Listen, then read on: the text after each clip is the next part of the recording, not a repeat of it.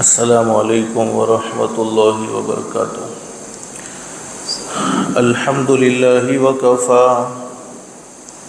وسلام علی عباده الذین اصطفى، اما بعد اعوذ باللہ من الشیطان الرجیم، بسم اللہ الرحمن الرحیم۔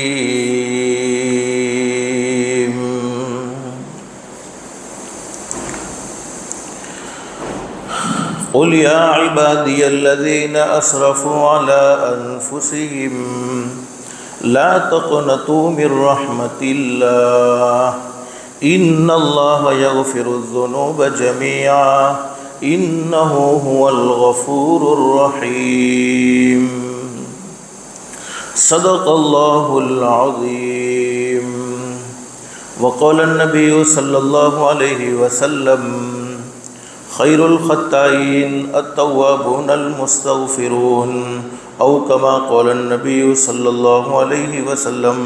وقال النبی صلی اللہ علیہ وسلم التائب من الذنب کمن لا ذنب له، او کما قال النبی صلی اللہ علیہ وسلم۔ وقال النبی صلی اللہ علیہ وسلم من تاب قبل ان تطلع الشمس من مغربها تاب اللہ علیہ، او کما قال النبی صلی اللہ علیہ وسلم۔ وصدق رسول النبی الکریم۔ رب اشرح لی صدری ویسر لی امری واحلل عقدۃ من لسانی یفقهوا قولی۔ سبحانک لا علم لنا الا ما علمتنا انک انت العلیم الحکیم۔ درود شریف پڑھ لیں۔ اللہم صلی علی محمد وعلی آل محمد کما صلیت علی ابراہیم وعلی آل ابراہیم انک حمید مجید۔ اللہم بارک علی محمد وعلی آل محمد کما بارکت علی ابراہیم وعلی آل ابراہیم انک حمید مجید۔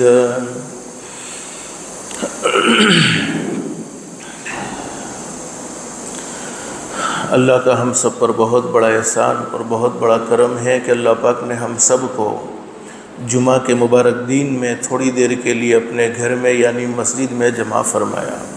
دعا کرو اللہ سب کے جمع ہونے کو قبول فرمائے۔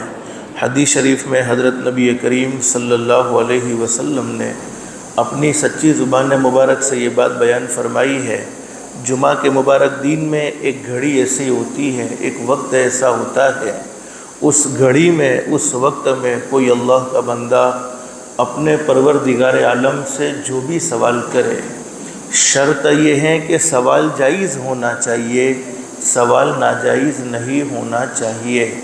اللہ پاک اس کے سوال کو ضرور قبول فرماتے ہیں، ضرور منظور فرماتے ہیں، یعنی جمعہ کے مبارک دین میں اللہ سے مانگی جانے والی دعائیں رد نہیں ہوتی، بلکہ اللہ پاک اسے اپنی بارگاہ میں ضرور منظور و مقبول فرماتے ہیں۔ اللہ سے دل سے دعا کر لو، اللہ تو نے اپنے فضل و کرم سے اپنی رحمت سے ہمیں مسجد میں جمع فرمایا، اللہ کے لیے کوئی مشکل نہیں، اللہ سب کو جنت الفردوس میں بھی جمع فرمائے۔ میرے بھائیوں، انسان کی فطرت میں گناہ کرنا ہے، اللہ کی نافرمانی کرنا ہے۔ ہم بہت سی مرتبہ گناہ کر لیتے ہیں، اللہ سے توبہ بھی کرتے ہیں، لیکن کبھی کبھی ایسا ہوتا ہے توبہ کر لینے کے بعد بھی ہم گناہ کرنے پر آمادہ ہو جاتے ہیں، چونکہ فطرت میں گناہ رکھا ہے، اللہ کی نافرمانی رکھی ہے، اور ہم اپنی زندگی کے 24 گھنٹے، ہماری زندگی آج تک کی جو گزر گئی ہے، اس زندگی کے 24 گھنٹوں کا ہم جائزہ لے کے کون سے 24 گھنٹے ہماری زندگی کے ایسے گزرے ہیں جن 24 گھنٹوں میں ہم نے اللہ کی کوئی نافرمانی نہیں کی، کوئی گناہ کا کام نہیں کیا، بلکہ کبھی نہ کبھی کوئی نہ کوئی گناہ نہ چاہتے ہوئے بھی ہم کر بیٹھتے ہیں۔ لیکن اللہ رب العالمین بڑے کریم ہے، بڑے رحیم ہے، پوری زندگی گناہوں میں گزر جائے، پوری زندگی نافرمانی میں گزر جائے، اور اللہ رب العالمین سے معافی مانگنے پر اللہ پاک معاف فرما دیتے ہیں۔ بلکہ حدیث شریف میں یہاں تک لکھا ہے حضرت نبی کریم صلی اللہ علیہ وسلم نے فرمایا اللہ رب العالمین اپنے نافرمان بندے کی توبہ کا انتظار کرتے ہیں کہ کوئی ایسی گھڑی آئے گی، کوئی ایسا وقت آئے گا جس میں میرا نافرمان بندہ، مجھے ناراض کرنے والا بندہ میرے سامنے توبہ کرے گا، اپنے گناہوں کی معافی مانگے گا۔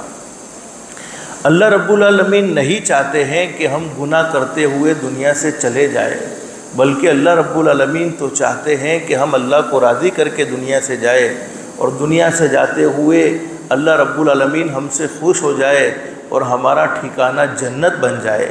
یہ اللہ رب العالمین کی منشا یہی ہے۔ اس لیے اللہ رب العالمین کبھی زندگی میں کچھ اچھے موقع عطا فرماتے ہیں، جیسے رمضان المبارک کا مہینہ ملا کہ رمضان المبارک کے مہینے میں میرے بندوں مجھ سے معافی مانگ لو، توبہ کر لو، میں تمہیں معاف کر دوں گا۔ اور اسی طریقے سے رمضان کا مہینہ جب گزر جاتا ہے تو رمضان المبارک کے مہینے کے بعد کے جو مہینے شمار ہوتے ہیں حج کے مہینے، چونکہ شوال ہے، ذی القعدہ ہے، ذی الحجہ، حقیقت میں حج تو ذی الحجہ میں ہوتا ہے، لیکن ان مہینوں کو حج کے مہینے کہے جاتے ہیں، چونکہ حج ذی الحجہ کے مہینے میں ادا کیا جاتا ہے، اور یہ بھی ایک اہم عبادت بلکہ اہم فرض ہے۔ بلکہ حدیث شریف میں موجود ہے، ایک مرتبہ حضرت اقدس نبی کریم صلی اللہ علیہ وسلم تشریف فرما ہے اور قرآن کریم کی آیت کریمہ نازل ہو گئی، وَلِلَّهِ عَلَى النَّاسِ حِجُّ الْبَيْتِ مَنِ اسْتَطَاعَ إِلَيْهِ سَبِيلًا وَمَنْ كَفَرَ فَإِنَّ اللَّهَ غَنِيٌّ عَنِ الْعَالَمِينَ۔ حضرت نبی کریم صلی اللہ علیہ وسلم نے صحابہ کرام کے درمیان میں جب یہ آیت کریمہ پڑھ کر سنائی تو ایک صحابی نے حضرت نبی کریم صلی اللہ علیہ وسلم سے سوال کر لیا، کیا میرے محبوب حضرت محمد الرسول اللہ صلی اللہ علیہ وسلم حج ہر سال فرض ہے؟ صحابی نے سوال کر لیا کہ کیا حج ہر سال فرض ہے؟ حضرت نبی کریم صلی اللہ علیہ وسلم خاموش رہے، کوئی جواب نہ دیا۔ پھر صحابی نے پوچھا، کیا اللہ کے نبی حضرت محمد رسول اللہ صلی اللہ علیہ وسلم حج ہر سال فرض ہے؟ حضرت نبی کریم صلی اللہ علیہ وسلم نے کوئی جواب نہ دیا، خاموش رہے۔ پھر صحابی نے تیسری مرتبہ پوچھا، حضرت نبی کریم صلی اللہ علیہ وسلم نے فرمایا، زیادہ سوالات نہ کرو، بلکہ اللہ رب العالمین نے جن کاموں کا حکم دیا ہے ان کو کرتے رہو، اور جن کاموں سے روکا ہے ان سے اپنی ذات کو بچا لو۔ اور ہمارے نبی صلی اللہ علیہ وسلم فرماتے ہیں، اگر میں یوں کہہ دیتا کہ حج ہر سال فرض ہے تو میری امت تکلیف میں پڑ جاتی، میری امت مصیبت میں پڑ جاتی، میری امت کو پریشانی کا سامنا کرنا پڑتا۔ چونکہ زندگی میں ایک مرتبہ فرض ہے، پھر بھی لوگ حج کرنے میں سستی کرتے ہیں، حالانکہ بہت سے لوگ ایسے ہیں جن کے پاس اتنا مال موجود ہے کہ وہ مکۃ المکرمہ کا بآسانی سفر کر سکتے ہیں، توشے کو لے کر جا سکتے ہیں، مدینۃ المنورہ میں بھی حاضری دے سکتے ہیں، اس کے باوجود کئی سال ایسے گزر گئے ہیں۔ میں نے کئی لوگوں کو دیکھا جنہوں نے دھڑا دھڑ عمرہ کیے ہیں، پوچھا بھائی تم عمرہ کیوں کرتے ہو؟ اللہ نے تمہیں بہت پیسہ دیا ہے، عمرہ کیوں کرتے ہو؟ کم ہونا عمرہ اس لیے کرتے ہیں کہ حج کرتے ہوئے ڈر لگتا ہے، وہاں بھیڑ بہت زیادہ ہوتی ہے، گرمی بہت زیادہ ہوتی ہے۔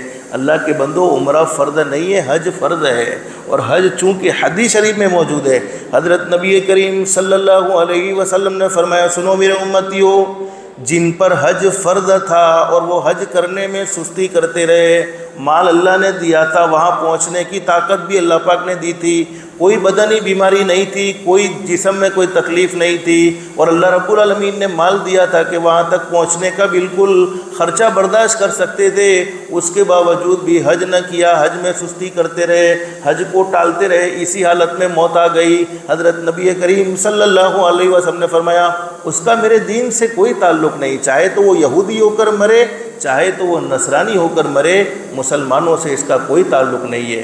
کتنی سخت بات حضرت نبی کریم صلی اللہ علیہ وسلم نے بیان فرمائی ہے۔ جب آدمی دل میں ارادہ کر لیتا ہے تو اللہ پاک اس کے لیے آسان بھی فرما دیتے ہیں۔ حضرت شیخ سعدی رحمۃ اللہ علیہ بڑے زبردست ولی کامل گزرے ہیں، جن کی کتابیں فارسی زبان میں مدرسے میں پڑھائی جاتی ہیں۔ حضرت شیخ سعدی رحمۃ اللہ علیہ نے بڑی زبردست بات لکھی ہے۔ ایک چونٹی جس کو ہم کہتے ہیں کیڑی کے دل میں یہ تمنا ہو گئی کہ میں بیت اللہ کا دیدار کرنا چاہتی ہوں، اور اللہ رب العالمین کو ہر جانور کی زبان کا علم ہے۔ اللہ رب العالمین ہر ایک کے دل میں کیا باتیں سب کچھ جانتے ہیں، اور علماء جانتے ہیں جانور بھی اپنی زبان میں اللہ کو پکارتے ہیں، اللہ کا ذکر کرتے ہیں۔ اب اللہ رب العالمین نے کیڑی کی تمنا پوری فرما دی، کبوتر کو اس کے قریب کر دیا اور کیڑی کے دل میں بات ڈالی کہ کبوتر پر سوار ہو جائے، اور اللہ رب العالمین نے اسے حرم تک کبوتر کے ذریعے پہنچا دیا۔ جب کیڑی کی تمنا اللہ پاک پوری کر سکتے ہیں تو کیا ہم شان والے نبی کے شان والے امتیوں کی تمنا پوری نہیں ہو سکتی ہے؟ ضرور ہو سکتی ہے۔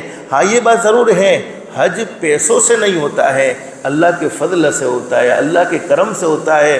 بہت سے لوگ ایسے ہیں جن کو اللہ رب العالمین نے بہت مال دیا تھا، پوری دنیا کا سفر کر کے آئے ہیں، لیکن ایک مرتبہ بھی بیت اللہ کی حاضری نصیب نہیں ہوئی ہے۔ اور بہت سے بیچارے غریب ایسے تھے جو کماتے تھے، کھاتے تھے، پیتے تھے، ان کے پاس کوئی زیادہ بچت بھی نہیں تھی، لیکن اللہ پاک نے فضل ایسا فرمایا، اللہ رب العالمین نے کئی مرتبہ انہیں مکہ المکرمہ کی حاضری نصیب فرمائی، کئی مرتبہ مدینہ المنورہ کی حاضری نصیب فرمائی۔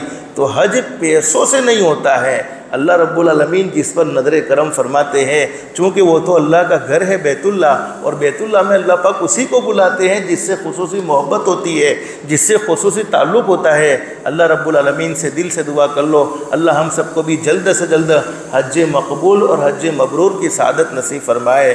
لیکن یہ چونکہ یہ ذی القعدہ کا مہینہ مکمل ہونے کو ہے، آئندہ ذی الحجہ کا مہینہ شروع ہونے کو ہے، تو ذی الحجہ کے مہینے کے بارے میں حضرت نبی کریم صلی اللہ علیہ وسلم نے اپنی سچی زبان مبارک سے کیا کیا باتیں بیان فرمائی ہیں۔ ویسے تو ہم جانتے ہیں کہ مہینوں کا سردار بولو کون سا مہینہ؟ رمضان المبارک کا مہینہ۔ ہم کہتے بھی ہیں مہینوں کا سردار رمضان المبارک کا مہینہ ہے، لیکن رمضان المبارک کے مہینے کے بعد کسی مہینے کا مقام اور کسی مہینے کا مرتبہ اور کسی مہینے کی عظمت ہے، تو وہ ذی الحجہ کی جو آنے والا مہینہ ہے، ذی الحجہ کے مہینے کی عظمت ہے۔ حضرت ابو سعید رضی اللہ تعالیٰ عنہ فرماتے ہیں، حضرت ابو سعید خدری رضی اللہ تعالیٰ عنہ فرماتے ہیں، حضرت نبی کریم صلی اللہ علیہ وسلم نے ارشاد فرمایا، سب مہینوں کا سردار تو رمضان المبارک کا مہینہ ہے، اور مہینوں میں سب سے بزرگ تر مہینہ جس کی عظمت رمضان المبارک کے مہینے کے بعد کی جاتی ہے، جس کی شان ہے، وہ ذی الحجہ کا مہینہ ہے۔ ذی الحجہ یعنی یہ حج والا مہینہ۔ حضرت نبی کریم صلی اللہ علیہ وسلم نے ذی الحجہ کے شروع کے 10 دن کے بارے میں بڑی زبردست بات بیان فرمائی۔ میں نے کہا نا ہماری زندگی میں گناہ ہے، ہماری زندگی میں اللہ کی نافرمانی ہے، لیکن کبھی کبھی اللہ پاک ہمیں گناہوں سے پاک اور صاف کرنے کے لیے، اللہ کو راضی کرنے کے لیے بہترین موقع نصیب فرماتے ہیں۔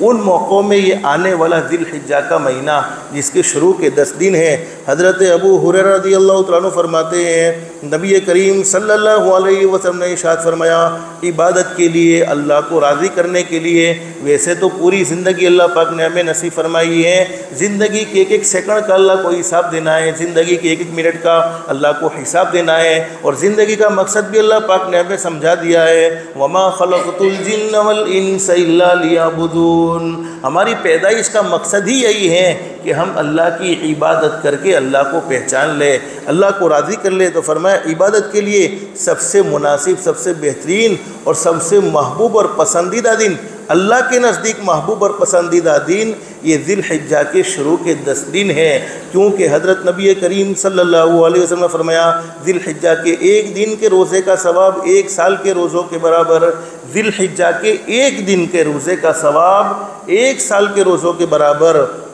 اور ایک رات کی عبادت کا ثواب شب قدر کی عبادت کے برابر۔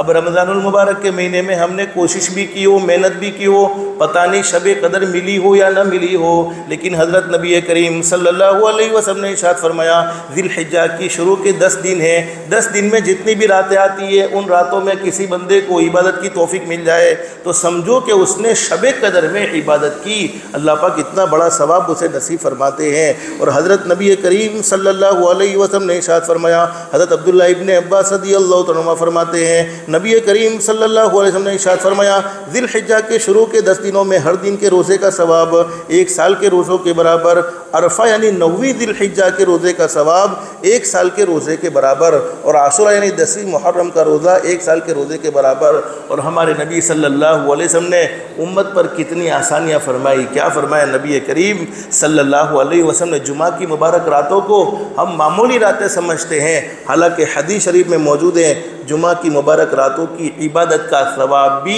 شب قدر کی عبادت کے برابر ثواب رکھتا ہے۔ اللہ پاک ہمیں ان گھڑیوں کی قدردانی کی توفیق نصیب فرمائے۔ ایک حدیث میں حضرت نبی کریم صلی اللہ علیہ وسلم نے بڑی زبردست بات بیان فرمائی ہے۔ حضور صلی اللہ علیہ وسلم نے فرمایا ذی الحجہ کے شروع کے 10 دنوں کی عبادت اللہ کو بہت محبوب اور بہت زیادہ پسندیدہ ہے دوسرے دنوں کی بنسبت۔ ایسے اللہ رب العالمین ہر عبادت پر راضی ہوتے ہیں، لیکن چونکہ ان دنوں میں اللہ رب العالمین کی طرف سے آفر یہ ہوتی ہے، فرمایا دوسرے دنوں کی بنسبت ان دنوں کے عمل کے ثواب میں اضافہ کر دیا جاتا ہے۔ ان دنوں میں کوئی عمل کیا جاتا ہے ذی الحجہ کے شروع کے 10 دنوں میں، باقی دنوں کے مقابلے میں ثواب ان میں زیادہ ملتا ہے۔ اور حدیث شریف میں فرمایا نبی کریم صلی اللہ علیہ وسلم نے 1 دن کے روزے کا ثواب 1 سال کے روزوں کے برابر، اور اس کی راتوں کی عبادت کا ثواب شب قدر کی عبادت کے برابر۔ حضرت عبداللہ ابن عباس رضی اللہ عنہ فرماتے ہیں نبی کریم صلی اللہ علیہ وسلم نے ارشاد فرمایا کوئی عمل اللہ کے نزدیک اس نیک عمل سے زیادہ پاکیزہ اور ثواب میں بڑھا ہوا نہیں ہے کہ انسان جس کو عید الاضحیٰ سے پہلے 10 دنوں میں انجام دیتا ہے۔ یعنی اللہ کے نزدیک سب سے زیادہ مقرب، سب سے زیادہ پسندیدہ محبوب عمل وہی ہے جن کو شروع 10 دنوں میں ذی الحجہ کے شروع 10 دنوں میں کیا جاتا ہے۔ صحابی نے پوچھا اللہ کے نبی کیا اللہ کے راستے کی محنت بھی نہیں؟ کیا اللہ کے راستے کی محنت بھی نہیں؟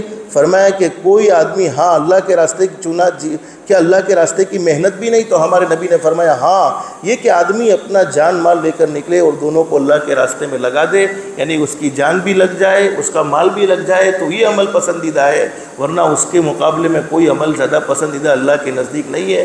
اللہ پاک نے ہمیں گناہوں سے معافی مانگنے کے لیے، اپنی زندگی کو سنوارنے کے لیے بہترین موقع نصیب فرمایا ہے، اس موقع کی ہمیں قدر کر لینی چاہیے۔ اللہ پاک ہمیں قدردانی کی توفیق نصیب فرمائے۔ حضرت نبی کریم صلی اللہ علیہ وسلم کا یہ معمول ذکر کیا ہے۔ حضور صلی اللہ علیہ وسلم کے بارے میں حدیث شریف میں موجود ہے حضور صلی اللہ علیہ وسلم نے 4 چیزیں اپنی زندگی میں کبھی نہیں چھوڑی ہے، یعنی 4 چیزوں کا اہتمام آپ نے اپنی زندگی میں ہمیشہ کیا ہے۔ نمبر 1 عاشورے کے دن کا روزہ آپ نے اپنی زندگی میں کبھی نہیں چھوڑا بلکہ اسے ہمیشہ رکھتے رہے ہیں۔ نمبر 2 ذی الحجہ کے شروع کے 9 دن کے روزے 10 دن نہیں ہوں گے، چونکہ 10واں دن تو عید الاضحیٰ کا ہوگا، شروع کے 9 دن کے روزے حضرت نبی کریم صلی اللہ علیہ وسلم نے کبھی نہیں چھوڑے بلکہ اس کا اہتمام ضرور فرمایا ہے۔ اور فرمایا نبی کریم صلی اللہ علیہ وسلم مہینے کے 3 دن کے روزے بھی ہمیشہ رکھا کرتے تھے، آپ نے مہینے کے 3 دن کے روزے بھی کبھی نہیں چھوڑے۔ اور حضور صلی اللہ علیہ وسلم نے فرمایا میرا وہ امتی جس نے مہینے کے 3 دن کے روزے رکھنے کا اہتمام کیا، اللہ پاک اس کے دل کو کھوٹ اور وساوس سے پاک اور صاف فرما دیں گے۔ اور نمبر 4 حضرت نبی کریم صلی اللہ علیہ وسلم نے فجر کے پہلے کی 2 رکعت سنت موقدہ اس کو اپنی زندگی میں کبھی نہیں چھوڑا بلکہ ہمیشہ فجر کی 2 رکعت سنت موقدہ کا، چاہے آپ سفر میں تھے چاہے آپ مقام پر تھے، ہمیشہ اس کا اہتمام کیا ہے۔ اب میرے بھائیوں قربانی کن پر واجب ہیں وہ باتیں انشاءاللہ ہم نے قربانی کے متعلق ایک پروگرام بھی رکھا ہے حضرت مفتی عبدالعزیز صاحب کا جمعہ مسجد کے اندر آئندہ سنیچر کو، تو اس میں ساری باتیں تفصیل کے ساتھ آئے گی انشاءاللہ، اور وہ باتیں ہمارے سامنے آئے گی کہ قربانی کیسے صحیح ہوگی، قربانی میں ہم کون سی کوتاہیاں کرتے ہیں، صحیح قربانی کے لیے ہمیں کون سی رہبری کی ضرورت ہے۔ لیکن شارٹ ایک مسئلہ سمجھ لو، چونکہ اب آئندہ جمعہ سے ذی الحجہ کا مہینہ شروع ہو جائے گا، بہت سے لوگ ایسے ہوں گے جن پر قربانی واجب ہے اور بہت سے لوگ ایسے بھی ہوں گے جن پر واجب نہیں ہے۔ تو ذی الحجہ کے شروع ہونے کے بعد، ذی الحجہ کا مہینہ شروع ہونے کے بعد مستحب یہ ہے کہ آدمی نہ اپنا سر منڈائے نہ بال کترائے، یعنی اگر بالوں کی صفائی کرنی ہے، سر کی صفائی کرنی ہے، مونچھیں کاٹنی ہے تو چاند نظر آنے سے پہلے وہ سارا معاملہ کلیئر کر دینا چاہیے۔ ام المؤمنین حضرت ام سلمہ رضی اللہ تعالیٰ عنہ فرماتی ہے نبی کریم صلی اللہ علیہ وسلم نے ارشاد فرمایا جس کو قربانی کرنی ہو وہ ذی الحجہ کا چاند نظر آ جائے تو وہ شخص قربانی کرنے سے پہلے نہ تو اپنے بال کٹوائے نہ تو اپنے ناخن کٹوائے، یہ مستحب درجہ رکھتا ہے۔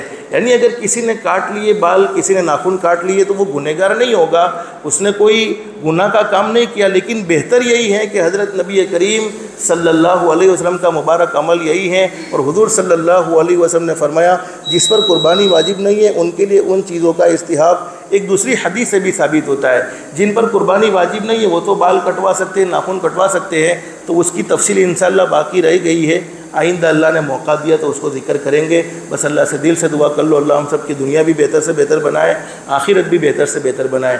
گرمی کا موسم ہے، بہت زیادہ گرمی ہے، ہر ایک کے گھر میں تو اسی نہیں ہے، گرمی بولو برداشت ہوتی نہیں ہے، لیکن جب گرمی کے موسم میں ہم سوچے کہ دنیا کی گرمی برداشت نہیں ہوتی ہے تو بولو جہنم کی آگ برداشت ہوگی؟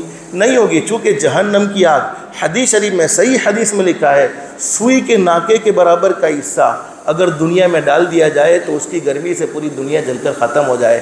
ہمارے نبی حضرت محمد الرسول اللہ صلی اللہ علیہ وسلم نے ایک دعا بتلائی ہے، کسی دن گرمی بہت زیادہ ہوتی ہو، کسی آدمی نے مجھے رات کو پوچھا کہ گرمی سے بچنے کی کوئی دعا ہے، تو ہاں حضرت نبی کریم صلی اللہ علیہ وسلم نے وہ دعا بھی بتلائی ہے۔ حضور صلی اللہ علیہ وسلم نے فرمایا جب سخت گرمی ہو، بہت زیادہ گرمی ہو، ناقابل برداشت گرمی ہو، تو ہمارے نبی صلی اللہ علیہ وسلم نے ایک دعا بتلائی ہے۔ کون سی دعا؟